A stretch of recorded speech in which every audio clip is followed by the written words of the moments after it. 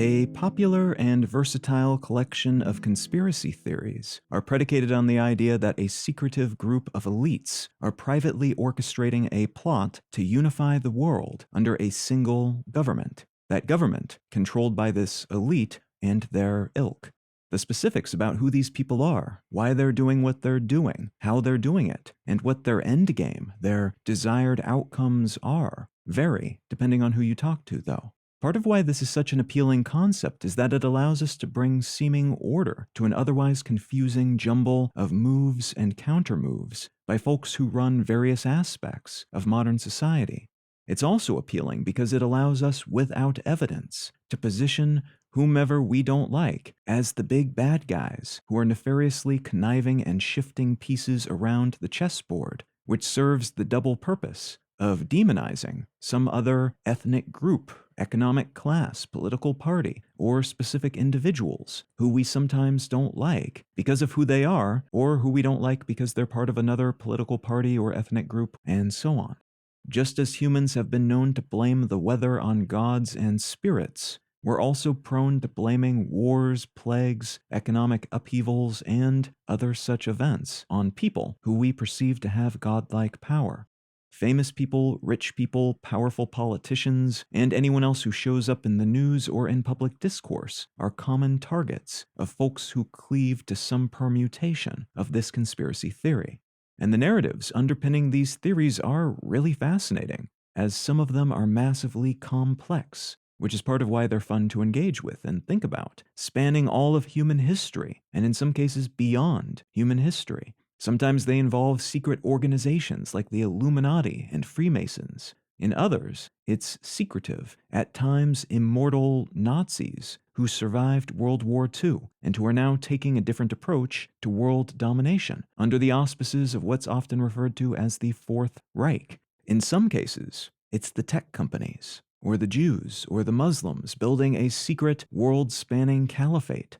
or it's aliens. Possibly reptilians who wear human masks, possibly greys who use mind control and memory wipe technology. It really is all over the place because the central concept that there are big macro-scale things happening behind the scenes that we common folk don't and can't know about, and that these things are roughly intended to unify the world in some way under a central government or other similar force, is such a useful blank canvas, and one that seems to align, superficially at least, with pretty much anything that might happen in the world. Essentially anything that happens can be made to seem to fit within the parameters of this conspiracy theory. So you can adopt one of these theories as a central tenet to how you understand society and human civilization writ large. And because of how these theories are set up, it's unlikely you'll ever casually come across anything that overtly contradicts the premises they posit. And that's true of many conspiracy theories. You can't ever truly disprove them, just as you can't ever really prove them. They're foggy and ever shifting, which is part of why they're so long-lived, but also so easy to reshape to suit our biases and suppositions about the world and other groups of people. But this narrative in particular tends to find its way into a lot of other conspiracy theories, like a grand unifying conspiracy medium that connects all the other ones together, because the idea that there are secretive efforts to network the planet into some kind of international union, with much of the pipework running through spaces that the average person will never see or fully understand, isn't crazy. It's arguably exactly what's been happening for the past several hundred years, and what has happened more concretely, in some senses at least, over the past 50 years especially. There's no evidence that aliens or Jews or Nazis or Freemasons or tech magnates have anything to do with it, of course. But the central premise of a new world order coalescing and reshaping the world, and especially the framework of international law to which most nations most of the time adhere, is arguably exactly what has happened and is happening, if not in the sense typically espoused by these conspiracy theories. What I'd like to talk about today is international law, the liberal world order, and how such concepts are being challenged and upheld today.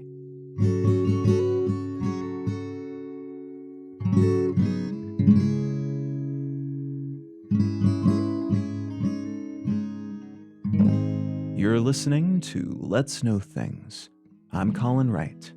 Let's Know Things is an independent, listener-supported show. If you're finding some value in what I'm doing here, consider becoming a supporter. One of the simplest ways to do that is to become a patron at patreon.com/letsknowthings. You can also become a member at understandery.com. But you can find a complete list of both monetary and non-monetary ways to support this show at letsknowthings.com/support. A great big thanks to everybody who's already helping to support this show, and thank you in advance if you're considering doing so in the future. All right, let's get back to the show.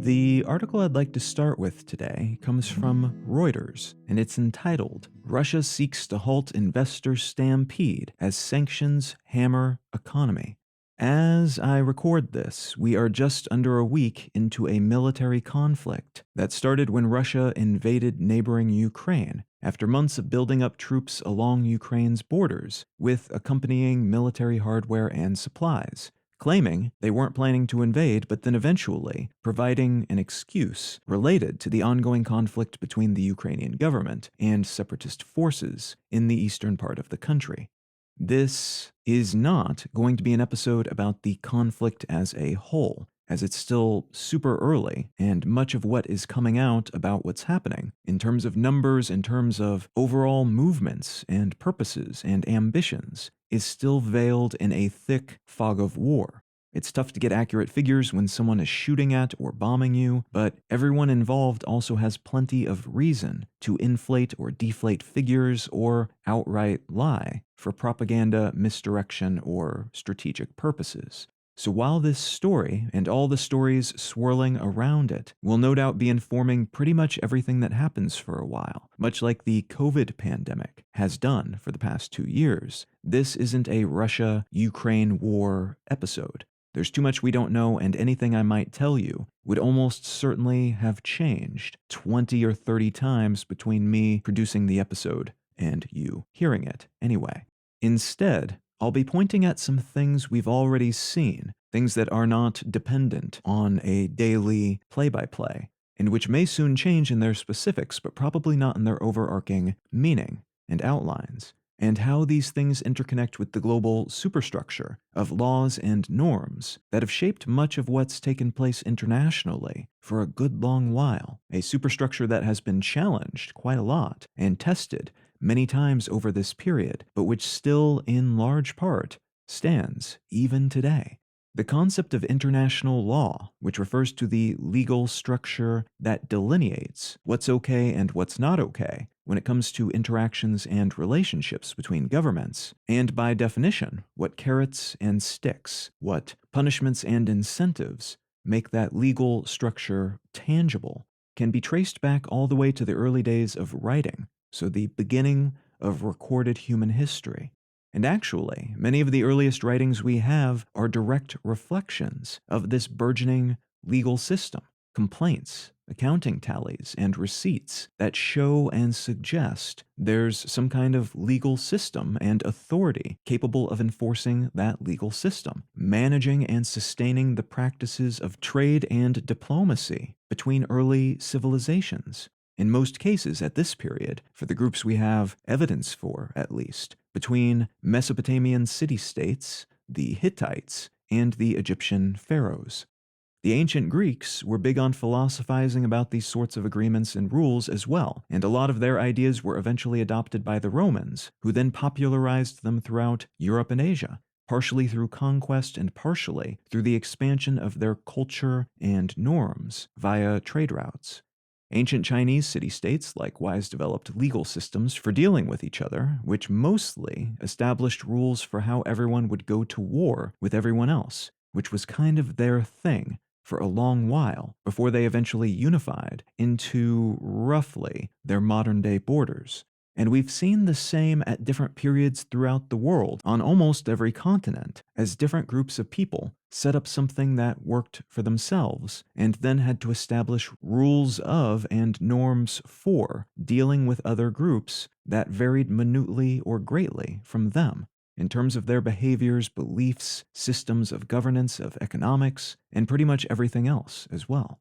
In some cases, these rules eventually led to unification or alliances that resulted in long-lasting friendships and cultural blending. In other cases, it allowed groups to quietly hate each other without being at constant war. And in others, it simply delineated what was okay to do within the context of war and what was not okay. And in most cases, it also established what the consequences would be for doing those not okay things. The punishments sometimes being resource related, and in some cases more focused on honor or prestige. If you break the rules, you have to humble yourself before the enemy, maybe compensate them in some way, or all the other groups of people in the region will begin to treat you as a rule breaker, as an outcast, as a barbarian.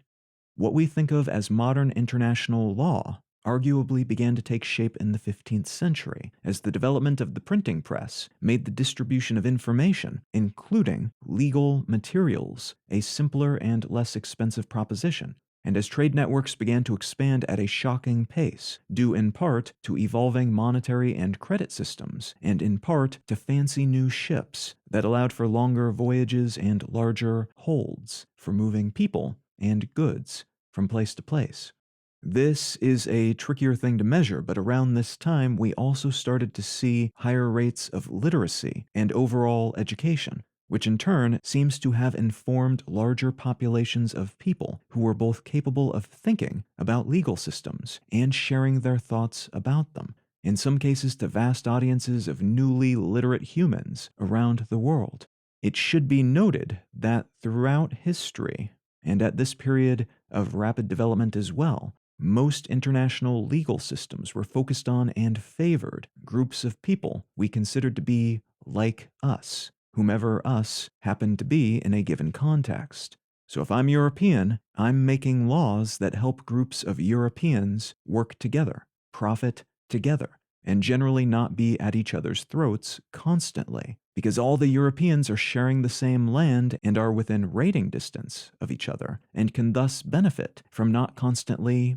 killing each other. Passing such laws reinforces a sense of security, which in turn increases these groups' capacity to both profit from each other's presences and look outward, safely, more certain that they won't face as many threats back home.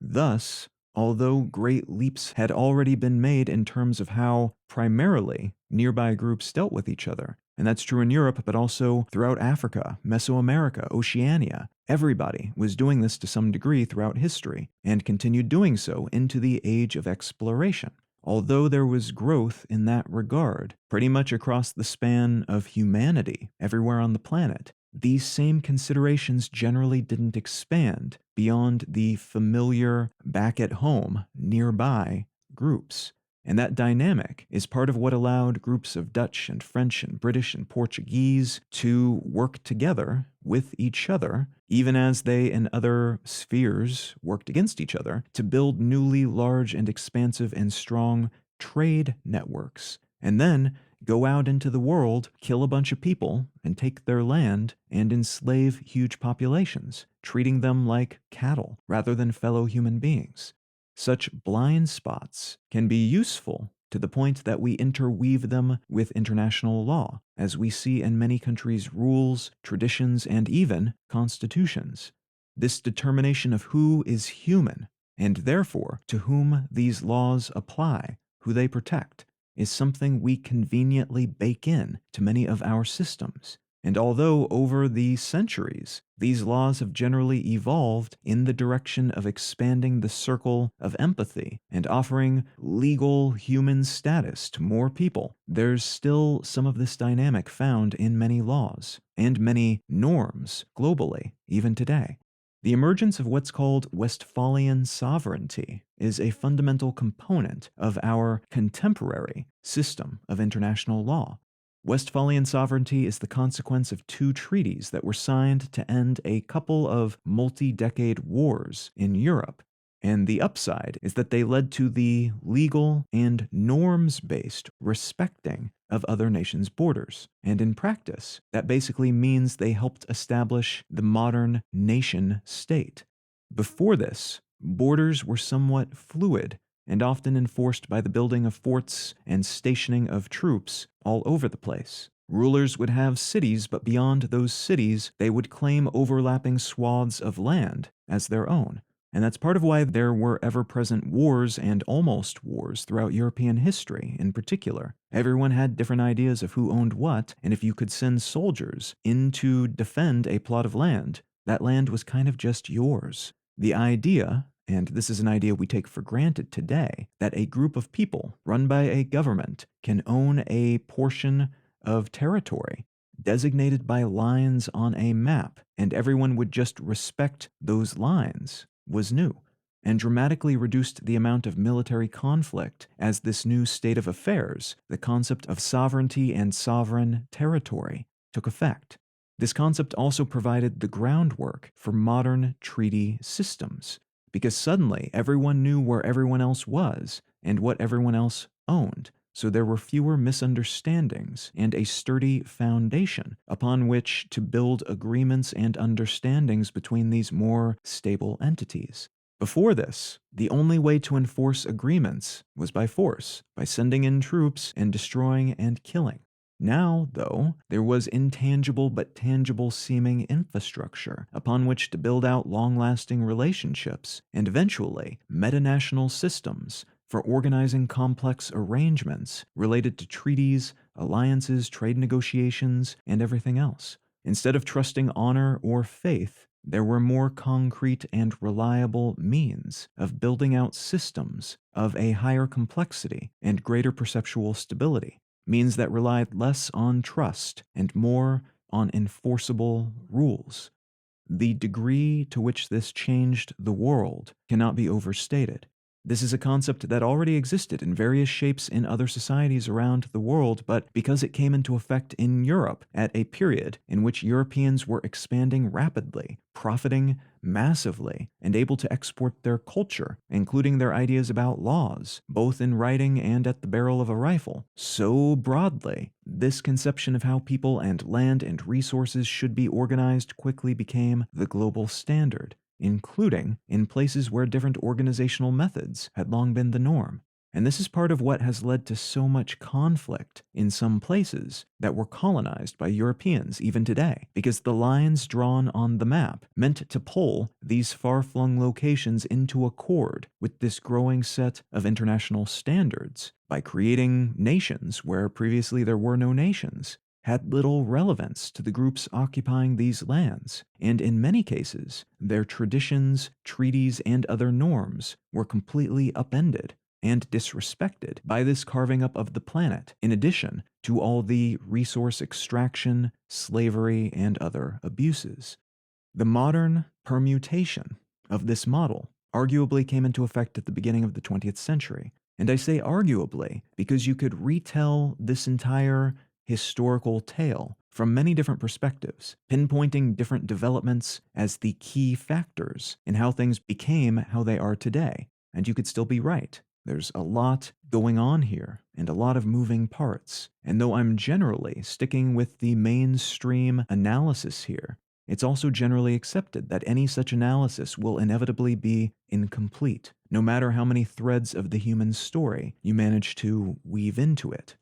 That in mind, although there were a great many bundles of treaties and alliances and agreements all around the world at the beginning of the 20th century, the factors that fed the First World War, including transportation and communication technologies like the telegraph and trains, new and massively more deadly weapons, and interconnected economic systems that also led to a more meshed and at times conflicting set of rules and norms, helped amplify new agreements, some of which evolved into alliances. And these are what triggered World War I, as a relatively few groups went to war with each other, and all their allies were then pulled into the same conflict, massively expanding what might have otherwise been a regional fight between relatively small groups and governments. In the aftermath of that war, looking at the staggering costs in terms of lives and economies and everything else, we saw the emergence of the League of Nations, which was meant to help promote and safeguard the security of members, but also global peace in general, by establishing an international framework by which everyone could operate and work out their differences, and a set of laws by which everyone involved would agree to abide, so there wouldn't be any more misunderstandings or conflicts of the kind that recently spiraled into so much devastation around the world. And that sort of worked a bit, and it started the process of expanding the concept of baseline human rights and self-determination more broadly. But then the Second World War rolled through, and many historians contend that it was, if not inevitable, nearly so, because of how World War I was brought to an end by those who won. But however it started, World War II eventually led to more thinking about how international norms and laws might be upgraded to make things more stable and peaceful and equitable, while also continuing to allow individual governments to manage things generally however they please within their own borders. The United Nations is the descendant of the League of Nations, and it operates according to very similar principles, with the added ambition of supporting human rights and preventing nuclear war, which became a real concern post-World War II, and even more so with the advent of the Cold War, which was a period of about 50 years, from the end of World War II until the collapse of the Soviet Union, during which there was a standoff between the US and its allies, and Russia and its allies, which maintained an ever-present threat of nuclear war if anyone stepped out of line or did something that the other side found threatening. Because it was theoretically possible for one side in this conflict to end the other side, wiping them completely off the map before the side being attacked could even respond, tensions were super high, and the entire global legal and diplomatic apparatus became focused on ensuring there were pressure valves and opportunities for anyone who felt threatened to sit down with those they felt were threatening them, to talk it out, to negotiate, and to bare minimum reassure themselves that they were not about to be nuked into non-existence.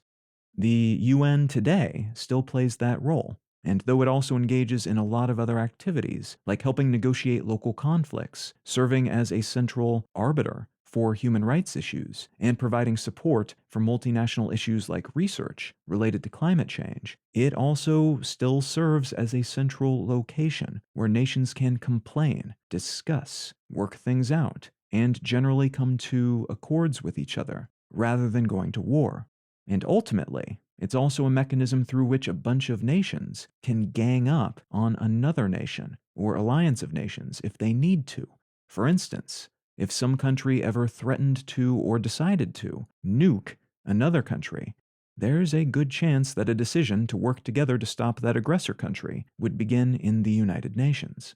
Now, this system, as it exists today, is imperfect. It's also heavily biased toward a small collection of large, wealthy, and powerful nations, which have veto power and other benefits that their fellow UN member nations do not have. There's a cynical angle to some of this, then, which makes international arbiters like the UN seem, in some ways, a bit like those old-school alliances between European nations that were great for helping the Dutch and English trade rather than fight with each other all the time, but not so great for all the people they were killing and enslaving. The UN is, in most ways, way, way better than those earlier versions of international legal organizations, but it's far from perfect.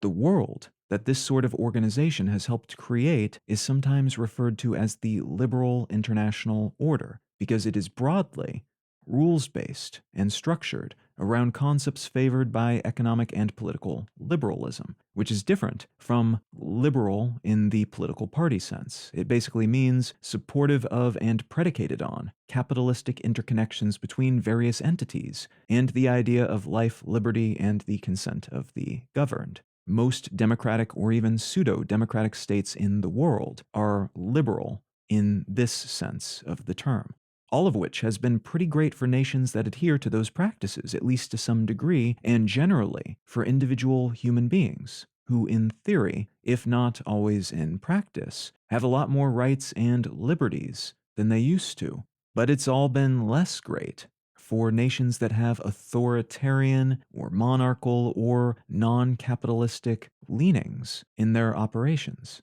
or ideologies. All that said, though, the UN and other organizations, from big trade organizations to big military alliances like NATO, which was created in the midst of the Cold War to counter potential aggression from the Soviet Union, which didn't even try to hide the fact that it believed it would someday have all of Europe as part of its territory. These alliances have created a scaffolding for a modern system of rules and laws and norms, allowing them to grow and evolve. And within that scaffolding, we have formal contractual understandings, like those that exist between NATO nations, that if one is attacked, the others will come to their aid, and we have understandings that are more predicated on tradition and cultural mores, like the understanding that the Swiss will remain neutral in any military conflict, and that the Germans, post-World War II, will remain largely demilitarized and will generally favor decisions that prioritize the economy over defense. Looping around to that piece in Reuters, at the moment, we are seeing a land war in Europe, which is incredibly unusual in modern times, post-World War II, and from some perspectives, a deviation from or violation of the contemporary international rule of law. Ukraine is an independent country and has been since the collapse of the Soviet Union in the early 1990s, and thus, according to these laws, should enjoy the same default sovereignty any other nation enjoys. And that sovereignty means, among other things, neighboring countries should not be able to just move soldiers and tanks into their territory and start blowing stuff up, demanding they surrender, and potentially swapping out their existing democratically elected government with one that is more to the liking of the invading country. Now, you could point at other conflicts since the emergence of the UN and even since the collapse of the Soviet Union, where big-name players in that larger international system, like the US, have done similar things, basically just rolling into another sovereign nation and doing what they like, including but not limited to replacing the government with a government they like better. And that would be true. Excuses are given and justifications are provided, but that such countries, again including the US, often point at the international legal system when others do the same, when others invade countries and demand we all respect human rights and each other's borders. When they do this, it often looks like hypocrisy. And though efforts are often made to dress these invasions up and justify them and make them look like something else, such justifications tend to be more decorative than anything. You could absolutely say, well, the US and other such generally law-abiding good guy nations can do these sorts of things because they're different from Russia and other non-law-abiding bad guy nations. But that arguably weakens these interconnected systems of peace and stability, both in the sense that it makes them seem more biased and less supportive of human rights and other such values, more inclined to maintain the positions of a small faction of countries and governments than anything else, but also because it provides a loophole for other nations to do the same. Case in point, Russian President Putin justified this most recent, by all accounts unprovoked attack on Ukraine by manufacturing a flimsy, factually unsupported story about how Russian-speaking people are experiencing what he calls ethnic cleansing in the eastern portion of Ukraine. Again, there's zero evidence for any of this, but he can still say it, and in doing so, his actions are superficially similar to those taken by other countries, with purportedly better justifications for invasion. So while this new justification was demonstrably untrue, does it matter? Within the context of the global legal system of which they're a part, history has taught them that as long as they can justify an attack in this way, provide an excuse that some people will believe, they can probably get away with it. One of the major meta-stories of the early days of this invasion, as a consequence, has been how porous such systems can be, despite remaining relatively stable in other regards. Some aspects of these rules and norms remain, most of them, so far at least, actually, which is why European Union member nations and the US have refused to directly attack Russia, instead opting to work out convoluted methods of supplying Ukrainians with weapons and jet fighters and other resources. This is not hoop jumping for the sake of hoop jumping. Many international spectators and the Ukrainian leadership have asked the rest of the world to come to the Ukrainians' aid in the face of unprovoked, overwhelming aggression from Russia. But the international norm of nuclear weapon-wielding powers not directly attacking each other still stands, at least as of the day I'm recording this. And that norm exists and is supported by all involved sides most of the time, because if the US and Russia, or the US and China, or some other combination therein, were to get involved in a direct shooting war, other norms suggest that at some point, a relatively small attack would need to be met with a relatively larger one, which would then be met with a relatively larger one, until at some point a misunderstanding or logical step in the escalatory process could lead to the deployment of a nuclear weapon, which could in turn lead to a lot of destruction, and at the extreme end of things, the end of modern human civilization, and a significant chunk of the non-human environment as well. Because so many nations in this area are connected to each other by alliances like NATO, the same concern applies to, for instance, Germany or Poland, who, if attacked by Russia, would trigger a necessary countermove by all of NATO, including the US, and the same is true in reverse, where a direct attack by Poland could necessitate a face-saving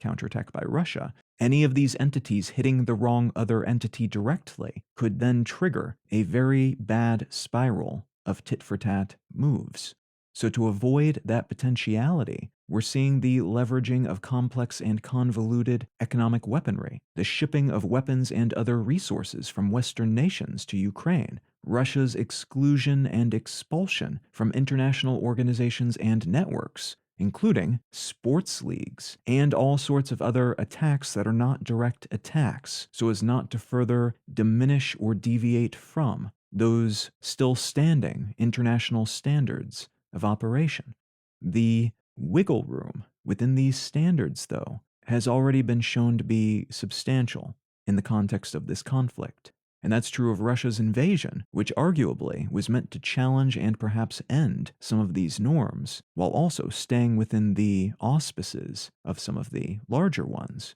But it's also true of Germany's decision to start shipping weapons to conflict zones, which they generally do not do, and their decision to start amping up their military spending, which is a huge deviation from their mode of operation since World War II. Likewise, Switzerland, famous for its neutrality, has decided to start putting blocks on resources owned by Russians and the Russian government in Swiss-held banks. Banks that are notorious for holding funds for all sorts of ostracized governments and criminal organizations. But now, in this moment, they are breaking with their longtime norms, which deviates in some ways from the understood way things operate, but also helps maintain international standards. There's a realignment of sorts happening then, and everyone's operating as if they want to maintain many of the most vital components of these international systems, the ones that prevent nuclear war in particular, while at the same time testing the malleability of the ties that otherwise bind them to certain ways of behaving. There is a chance, then, that we may see more significant tweaks and realignments within these systems and the nations to which they apply in the coming weeks and months. The conflict in Ukraine, the ground war itself, could end sooner than that, but the repercussions of it having happened in the first place will likely be long-lasting and could take many years to fully shake out and integrate into our sense of how things should and will function moving forward.